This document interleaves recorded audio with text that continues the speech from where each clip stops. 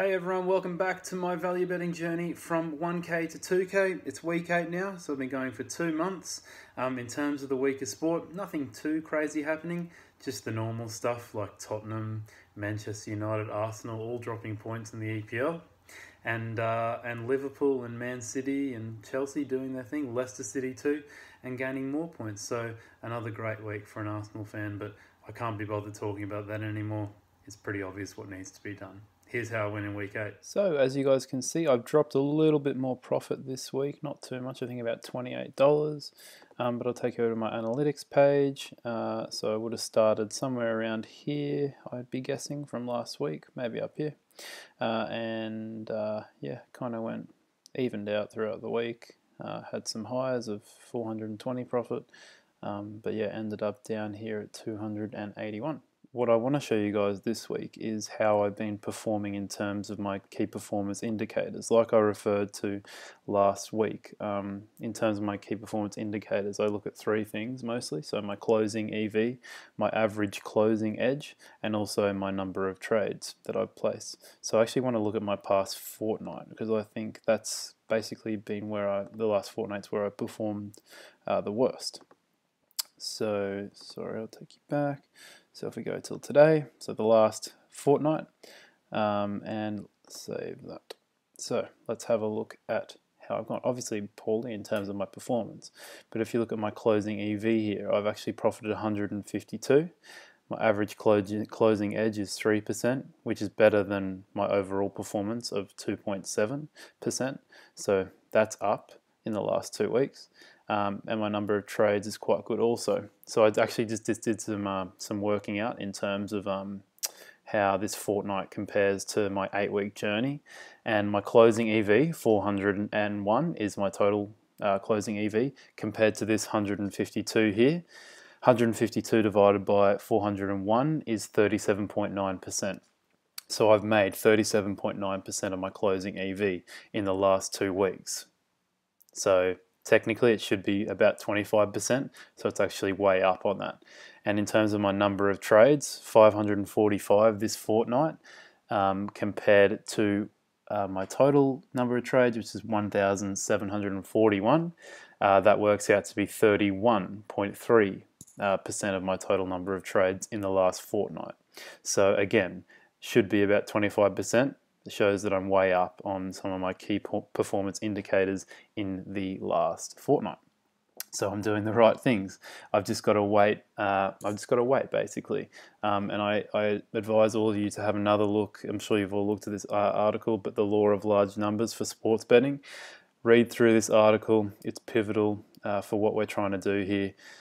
In terms of more trades equals more profits, and that over time your variance will become more even or move closer to my expected value, which is this number here, or probably better off this number here, sorry, which is my overall closing EV at the moment.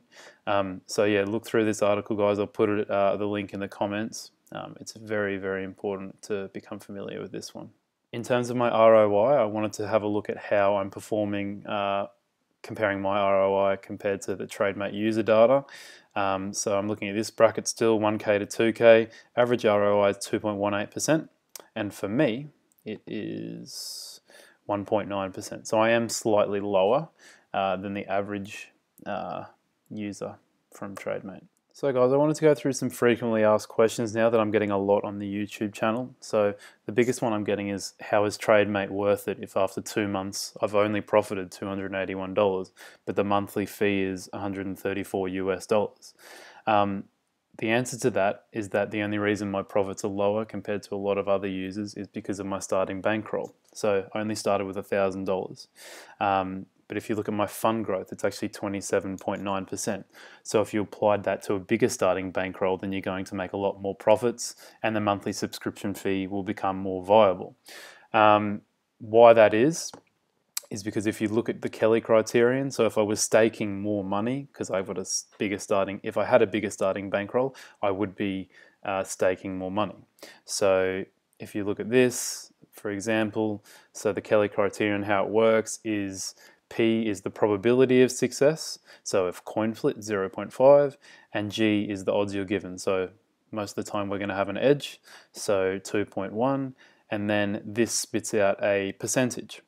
So I would apply 4.5% to my bankroll, if you know what that means. So in other words, $1,000, if I wanted to stake 4.5%, then it would be 45 US dollars. So like I said, my profits would be bigger if I was staking this percentage on a larger bankroll. Another question I've been getting, guys, is about how I'm able to place so many trades every week. I'd actually take you over to this article, which is 6 tips on how to use Trademate as efficiently as possible. Have a look at point number 1. That's probably the most important aspect of this article. So it gives you some times when it's best to place trades. The second thing I'd take you through is organizing your trade fade presets based on odds type. Also, have a look at my week 0 video, and it gives you how my trade feed presets are organized, so I can maximize the amount of trades I place. And I'd also take a look at the rest of my weekly videos for some tips on the best bookmakers to use in terms of who offers the most trades. But overall, guys, if I had to give you one tip, especially for all beginners, I would read these ebooks. This is the first thing I did when I started trading with Trademate. These ebooks explain everything you need to know before you start and will allow you to maximize your profits in the future. I cannot advocate for this enough. So 100% you have to read all these ebooks before you start if you want to be very successful and understand everything. And finally, guys, here are my trades of the week. Nothing too exciting here. You've seen kind of all these before, but yeah, got on at 260 here and went down at 206, so that was a decent edge there, considering I only got on at 1%, and I got 23.2% edge in the end. And that's how I went in week 8, guys. Also, some exciting news for you all. Me and Marius are actually going to start doing a weekly podcast about the week in sports and the week coming up in sports. So look out for that. Should be some good fun there. And in terms of the week of sport coming up, I think the biggest game is obviously Liverpool versus Manchester City on Sunday afternoon. Will go a long way to deciding who wins the title. In terms of the other games that are on, I'd have a look at my weekly post on how I went in week 8, and down the bottom you'll see the big games that are coming up, because there are some massive games coming up in all the European leagues. So yeah, see you next week.